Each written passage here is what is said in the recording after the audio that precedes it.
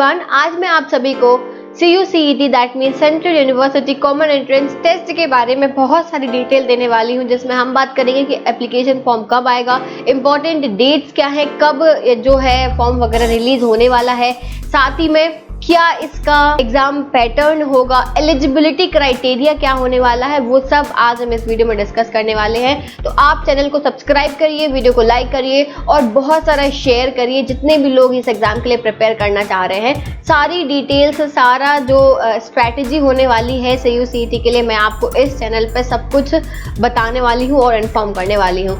तो चलिए हम स्टार्ट करते हैं वीडियो को और हम बात करते हैं CUCET के बारे में।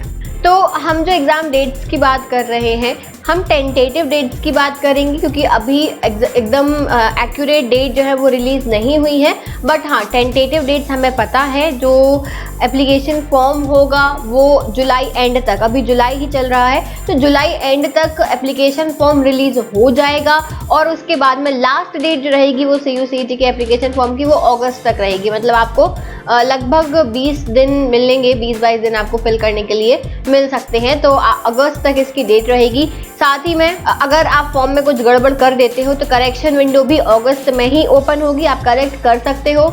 जो एडमिट कार्ड होगा, हॉल टिकट जिसे हम बोलते हैं, वो होगा सितंबर में रिलीज और एग्जाम जो होगा वो भी सितंबर में होगा। दैट मीन्स आप समझ लीजिए आपको लगभग 1 महीना मिलेगा प्रिपेयर करने के लिए। तो जितने भी लोग हैं जो भी CUCET के लिए प्रिपेयर कर रहे हैं या करना चाहते हैं, अभी तक सिर्फ सोच रहे हैं, मैं उनके लिए इसके बाद में एक स्ट्रैटेजी बताऊंगी, पूरा सिलेबस समझाऊंगी, कैसे प्रिपेयर करना है वो भी मैं आपको इस पर बताने वाली हूँ। इसीलिए आप लोग चैनल पर बने रहिएगा। सारी की सारी इन्फॉर्मेशन, पूरी स्ट्रैटेजीज, प्रिपरेशन टिप्स जो रहेंगी वो मैं आपको दूंगी।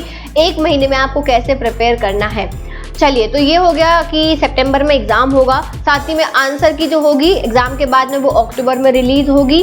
फाइनल आंसर की प्रोफेशनल अक्टूबर में आएगी, फाइनल भी अक्टूबर में ही रिलीज होगी और रिजल्ट जो होगा वो भी अक्टूबर में आ जाएगा। दैट मीन्स के भी जुलाई चल रहा है, सितंबर अक्टूबर 2 महीने लग जाएंगे पूरी एडमिशन प्रोसेस होने में। फिर मेरिट लिस्ट भी अक्टूबर में आ जाएगी और काउंसलिंग अक्टूबर में हो जाएगी।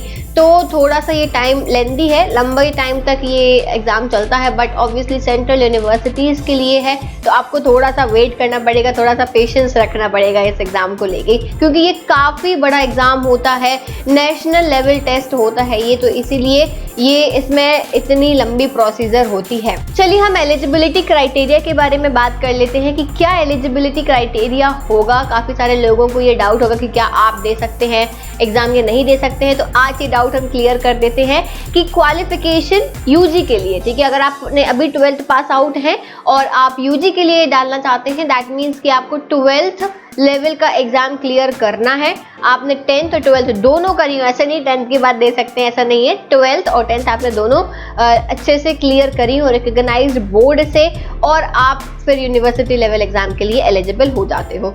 और जो भी PG करना चाहते हैं, पोस्ट ग्रेजुएशन के लिए भी आपको CUCET देना पड़ेगा। बहुत सारे कमेंट्स आ रहे थे कि क्या ये एग्जाम PG के लिए भी है। यस, तो मैं आपको बता दूं ये एग्जाम PG के लिए भी है, UG के लिए भी है, साथ ही में और जो हायर स्टडीज होती है उनके लिए भी यही एग्जाम कंडक्ट किया जाता है। इसीलिए PG वालों के लिए बैचलर्स डिग्री ज़रूरी है। अगर आप पोस्ट ग्रेजुएट करना चाहते हैं तो बैचलर डिग्री किसी भी रिकॉग्नाइज्ड यूनिवर्सिटी। इसके बाद में PhD के लिए भी, PhD अगर करनी है तो उसके लिए MPhil क्वालिफाई करना पड़ेगा। मास्टर्स डिग्री होना ज़रूरी है किसी भी रिकॉग्नाइज्ड यूनिवर्सिटी से। नेशनैलिटी की बात करें तो ऑब्वियसली इंडियंस ही एलिजिबल होते हैं इस एग्जाम के लिए, फॉरेनर्स नहीं दे सकते हैं, तो इंडियंस एलिजिबल हैं। Appearing candidates appearing in qualifying exam will also be eligible. अगर मान लीजिए आप फाइनल ईयर में हैं, आपके फाइनल सेमेस्टर के एग्जाम्स चल रहे हैं, तो भी आप ये एग्जाम दे सकते हैं क्योंकि अपीयरिंग में है आप। अपीयरिंग ऑप्शन आता है जब आप एप्लीकेशन फॉर्म फिल करते हैं, तो आप अपीयरिंग डाल सकते हैं कि हमारा रिजल्ट नहीं आया है या अभी जो है आपके सेमेस्टर एग्जाम्स जो है वो कंप्लीट नहीं हुए हैं, बट डेफिनेटली अक्टूबर तक आपकी ग्रेजुएशन हो जाएगी। तो जो भी अपीयरिंग कैंडिडेट्स हैं वो भी इस एग्जाम को दे सकते हैं, एप्लीकेशन डाल सकते हैं। तो आई होप एलिजिबिलिटी आपको क्लियर हो गई होगी। नेक्स्ट हम बात कर लेते हैं एप्लीकेशन फॉर्म कैसे भरना है, कब आएगा। तो ये मैंने आपको बताया कि अवेलेबल हो जाएगा आपको जुलाई 2021 में, लास्ट तक आ जाएगा मोस्ट प्रोबेबली, ठीक है, मोस्ट प्रोबेबली डेट्स आ जाएंगी। तो आप अभी डेट्स का वेट मत करिए, आप प्रिपरेशन स्टार्ट कर दीजिए। लास्ट डेट होगी अगस्त के सेकेंड वीक में, वही जो मैंने आपको बताया कि लगभग 15 से 20 दिन आपको मिलेंगे, तो सेकेंड वीक होगा अगस्त का। इसके बाद में candidates will be able to submit application form by online mode, online form fill करा जाएगा। और जब आप फॉर्म भर रहे होंगे तो उसमें आपको पासपोर्ट साइज फोटोग्राफ चाहिए, सिग्नेचर चाहिए आपको, और जितने भी एक आपकी ईमेल आईडी होना बहुत ज़रूरी है, मोबाइल नंबर जो कि आप हमेशा पूरा जितना भी फिर आपका कॉलेज लाइफ चलेगा ना वही नंबर आपका होना चाहिए, चेंज नहीं होना चाहिए। साथ ही में आपको सेंटर चूज करना पड़ेगा और भी कुछ डॉक्यूमेंट्स, मार्कशीट वगैरह आपको रेडी करके रखनी पड़ेंगी। तो अगर अभी तक आपके ये सारे डॉक्यूमेंट्स नहीं हैं आपके पास में तो आप रेडी कर लीजिए, फोटो खिंचवा लीजिए अपनी पासपोर्ट साइज, ठीक है। साथ ही में आप अपनी ईमेल आईडी एक प्रॉपर बना लीजिए जो आप हमेशा के लिए रखें। सिग्नेचर भी मैं आपको बता दूं, सिग्नेचर ऐसा नहीं है, जो भी 12th पास आउट है ये उनके लिए टिप है कि भाई आप सिग्नेचर ना अपना फिक्स रखना, जो आपने अपने 12th के हम कहीं सिग्नेचर करते हैं ना तो वो सिग्नेचर जो है आप उसी को देख के सेम करना, चेंज नहीं होना चाहिए सिग्नेचर के, अपना डिजाइन जो है वो बदल बदल के बनाए, आपका सिग्नेचर फिक्स होना चाहिए, वो चेंज नहीं होना चाहिए, ठीक है। इसके बाद में आपको सेंटर चूज करना पड़ेगा। जब आप फॉर्म फिल करेंगे तो आपको जो सेंटर चाहिए सेंटर वहाँ पे अवेलेबल होंगे। मैं आपको बाद में बता भी दूंगी, जैसे ही रिलीज होगा एप्लीकेशन फॉर्म मैं आपको बता दूंगी क्या क्या सेंटर है, आपको पूरा प्रोसीजर जो है मैं क्लियरली बताऊंगी, कैसे कैसे आपको किस स्टेप में क्या भरना है सब कुछ बता दूंगी। आप बिल्कुल परेशान मत होइएगा, बस बने रहिएगा। इसके बाद में आप जब ये फॉर्म फिल कर देंगे इसके बाद में जो भी इंफॉर्मेशन होगी ना, जो भी आपने मोबाइल नंबर दिया वैलिड होना चाहिए भाई, गलत नहीं होना चाहिए, ऑन होना चाहिए, ऐसा नहीं कि बंद नंबर दे दिया आपने, जिससे कि आपको जो भी इंफॉर्मेशन है लेटेस्ट वो आपको मैसेजेस के थ्रू दे दी जाएगी। Authorities will provide correction facility in the application form for the limited period of time. जो मैंने बताया कि थोड़ा टाइम के लिए एप्लीकेशन फॉर्म के लिए वापस विंडो ओपन होगी। अगर आपने गलती से कुछ मिस कर दिया है या कुछ गलत इन्फॉर्मेशन दे दी है तो आप करेक्ट कर सकते हो, इस चीज़ का भी आप ध्यान रखिएगा। टाइम मिलता है करेक्ट करने के लिए, तो जितने लोग इसमें रह जाते हैं ना कि नहीं मिलेगा, अरे गलती हो गई हमसे फॉर्म में, तो आपको करेक्शन के लिए टाइम मिलता है, इस चीज़ का आप ध्यान रखिएगा। इसके बाद में जब आप फॉर्म भर दें तो उसका आप कम से कम 2 से 3 प्रिंट आउट जो है मल्टीपल कॉपीज निकाल के अपने पास रखिएगा, क्योंकि फिर खो जाता है, फिर काउंसलिंग के टाइम पे नहीं मिलता। प्रॉपर एक फाइल में उसको रखिएगा क्योंकि ये ज़रूरत पड़ेगा आपको काउंसलिंग के टाइम पे। अगर हम एप्लीकेशन फीस की बात करें तो जनरल, ओबीसी और ईडब्ल्यूएस जितने भी हैं इन्हें 800 रुपये फीस लगेगी, और जो SC ST कैटेगरी उन्हें 350 रुपये फीस लगने वाली है।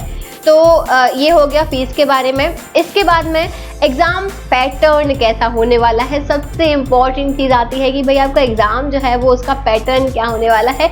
तो एग्ज़ाम मोड जो है वो ऑफलाइन ही होगा, ठीक है। मे बी सिचुएशंस अगर नॉर्मल रही तो डेफिनेटली ऑफलाइन ही होगा, लास्ट ईयर ऑफलाइन ही हुआ था। अब बाकी आगे क्या होता है, अगर चेंजेस होंगे तो मैं इन्फॉर्म कर दूंगी। वैसे अभी तक की इन्फॉर्मेशन के हिसाब से ऑफलाइन ही होने वाला है।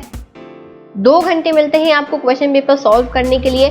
Question type multiple choice questions होते हैं, सारे MCQs होते हैं, 100 क्वेश्चंस होते हैं। करेक्ट आंसर के आपको 1 मार्क मिलते हैं और नेगेटिव मार्किंग होती है, ध्यान रखिएगा। 0.25 मार्क्स जो है वो डिडक्ट होते हैं, इस चीज़ का आप लोगों को बहुत ध्यान रखना है। ज़बरदस्ती में अगर आपको आंसर नहीं है श्योर तो बिल्कुल मत लगाइएगा, जब आप श्योर हो तभी आंसर लगाइएगा। चलिए, तो किस तरीके से आता है, हम सब्जेक्ट्स की बात कर लेंगे तो इंग्लिश लैंग्वेज आती है, जनरल इंग्लिश आती है, जनरल अवेयरनेस भाई करेंट अफेयर्स जो है उनके बारे में आपको पता होना चाहिए।